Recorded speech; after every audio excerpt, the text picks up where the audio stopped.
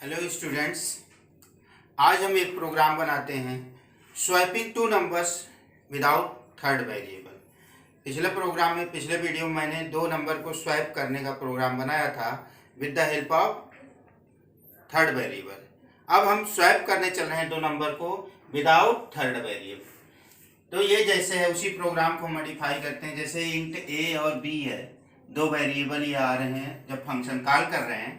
अब इनको हमें स्वैप करना है, तो स्वैप करने के लिए हमने लिखा a equal to A plus B,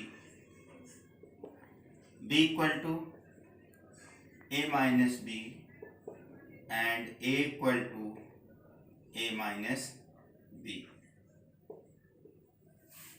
इसके बाद हमने यहाँ पे इसको प्रिंट करा दिया।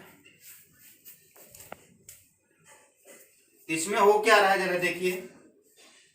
मान लीजिए ए और बी, ए की वैल्यू हमने लिया 5 और बी की वैल्यू लिया 10। तो यहाँ हो क्या रहा, ये इनपुट हुआ। जब फंक्शन कॉल किया तो ये इनपुट हुआ। तो यहाँ ए की नई वैल्यू क्या हो रही, A equal to A plus B. Means A की नई वैल्यू क्या हो रही है, ए और बी को ऐड करके ए में फिर से आ जा रहा है।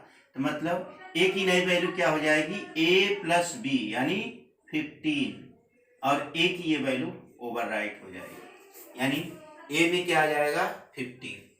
अब फिर हमने क्या किया, b equal to A minus B. B की वैल्यू क्या हो रही है, a माइनस बी। तो a की लेटेस्ट वैल्यू देखेंगे, a की वैल्यू क्या है 15 और b की वैल्यू क्या है 10।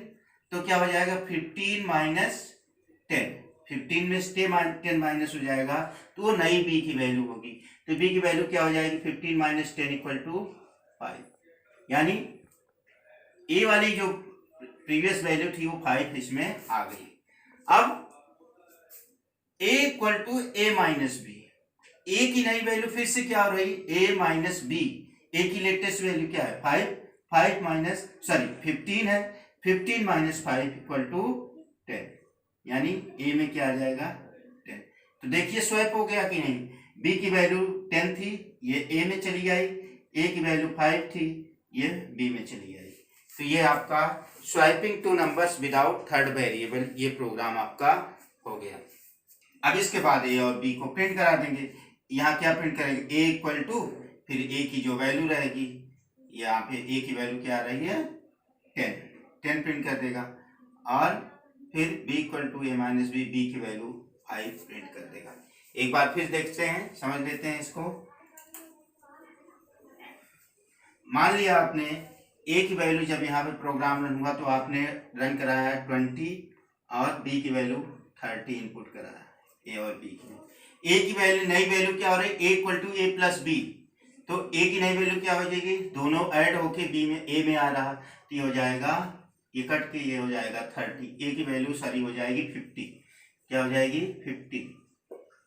और b equal to A minus B, b की नई वैल्यू क्या हो रही a माइनस बी। अब a की लेटेस्ट वैल्यू क्या है 50, ये हट गया, इससे मतलब नहीं रह गया, क्योंकि एक वेरिएबल एक ही वैल्यू रखता है एक बार में।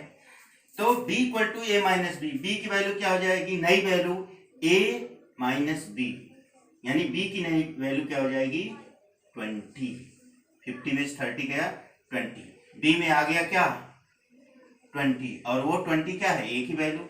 अब फिर a की वैल्यू क्या हो रही है, a equal to A minus B, a की नई वैल्यू क्या हो रही है a माइनस बी, यानी 50 माइनस 20 इक्वल टू 30। ये आपका a की लेटेस्ट वैल्यू 30, b की लेटेस्ट वैल्यू 20, जो कि इनिशियल वैल्यू a और b की थी। देखिए b वाली वैल्यू यहाँ आ गई और a वाली वैल्यू यहाँ चली गई। तो ये आपका स्वैपिंग हो गया without the help of third variable. ये इसके बाद आप क्या लिख देंगे, डिस्क्रिप्शन ऑफ वेरिएबल। मैंने आपको बताया है कि ब्लू जे में आप प्रोग्राम बना रहे हैं तो मेन फंक्शन बनाना जरूरी नहीं होता है, बना सकते हैं, लेकिन जेडीके में बना रहे हैं तो मेन फंक्शन आप बनाएंगे। तो ये आ गया। अब हम देखते हैं अगला प्रोग्राम। अगला प्रोग्राम ये है, हम आपको एक प्रोग्राम आपके सामने लाए हैं जिसमें करना क्या है, यूजर जो है नंबर ऑफ डेज इनपुट करे, जैसे 450 डेज, 390 डेज, या 600 days, number of days input करना है, उसमें फाइंड करना है कि कितने उसमें ईयर होंगे, कितने मंथ होंगे, कितने वीक्स होंगे और कितने रिमेनिंग डेज होंगे।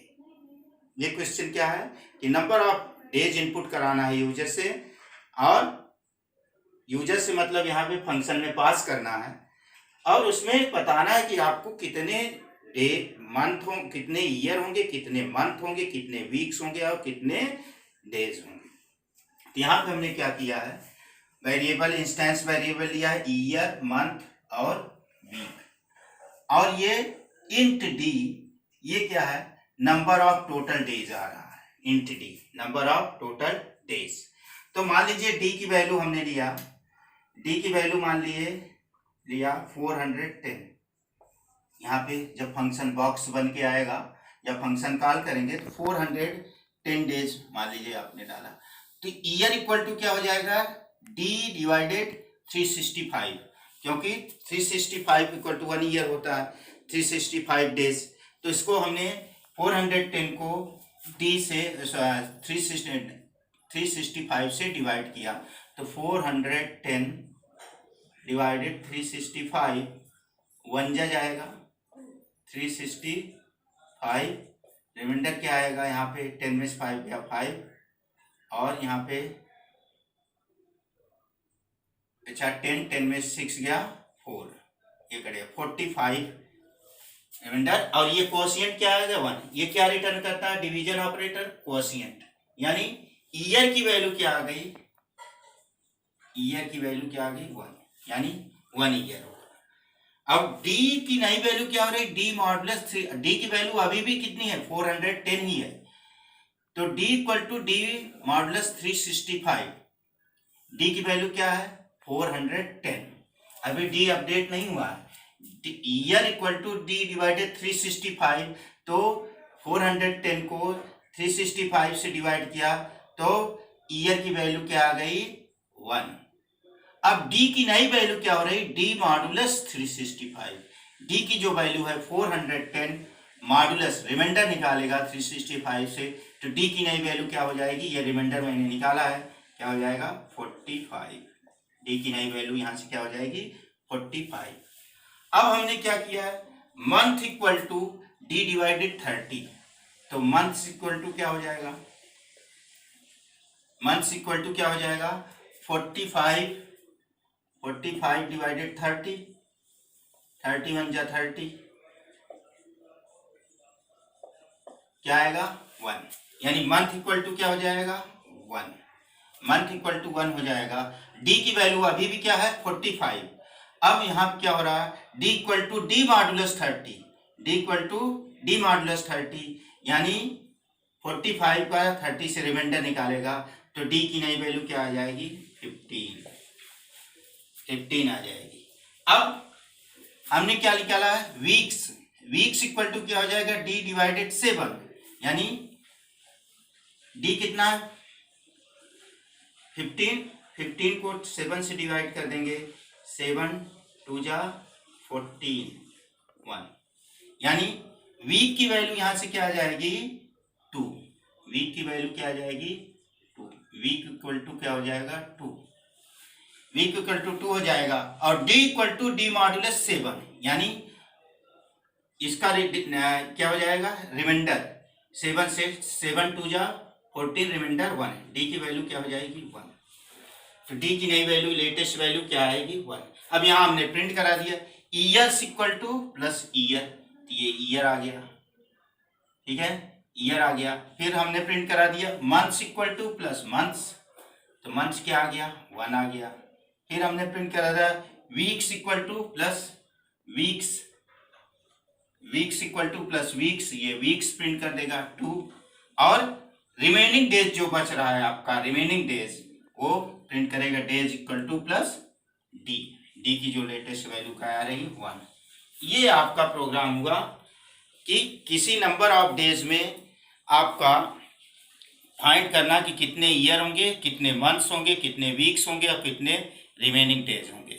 इस तरह से आपका प्रोग्राम ये हुआ।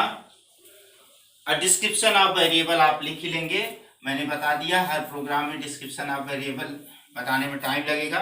जैसे यहाँ पे हेडिंग डाल लेंगे डिस्क्रिप्शन ऑफ वेरिएबल, तो यहाँ पे ले लेंगे जैसे डी, यहाँ पे डेटा टाइप इंट, यहाँ कर देंगे store the days, store number of days, ठीक है, इस तरह से। इसी तरह आपका year int number of years, stores number of years, ये मैं बता चुका हूँ। डिस्क्रिप्शन ऑफ वेरिएबल लिखना, ये सीक्वेंस कंस्ट्रक्ट में प्रोग्रामिंग बहुत आसान होती है। इस तरह के क्वेश्चन आते नहीं है, अगर आते भी हैं तो फंक्शन बनाने के लिए आता है कि जैसे एक फंक्शन बनाइए जिसमें वॉल्यूम, फंक्शन ओवरलोडिंग से वॉल्यूम ऑफ क्यूबाइड निकालना है, एरिया ऑफ रेक्टेंगल, स्क्वायर और सर्किल फंक्शन ओवरलोडिंग से या फंक्शन के द्वारा निकालना। ये सीक्वेंस प्रोग्रामिंग का सीक्वेंस कंस्ट्रक्ट। सीक्वेंस कंस्ट्रक्ट में क्या होता है, इफ एल्स या लूप ये सब नहीं लगता है, केवल वैल्यू इनपुट कराते हैं और जो कहा गया वो निकाल लेते हैं। इस तरह से हमारा सीक्वेंस कंस्ट्रक्ट में हम बहुत ज़्यादा जोर नहीं दे रहे हैं। ये स्वैपिंग टू नंबर्स और इसके क्वेश्चन आते भी नहीं 15 नंबर में। इफ एल्स में अगले वीडियो में हम देखेंगे नया टॉपिक। आज के लिए इतना ही, थैंक यू।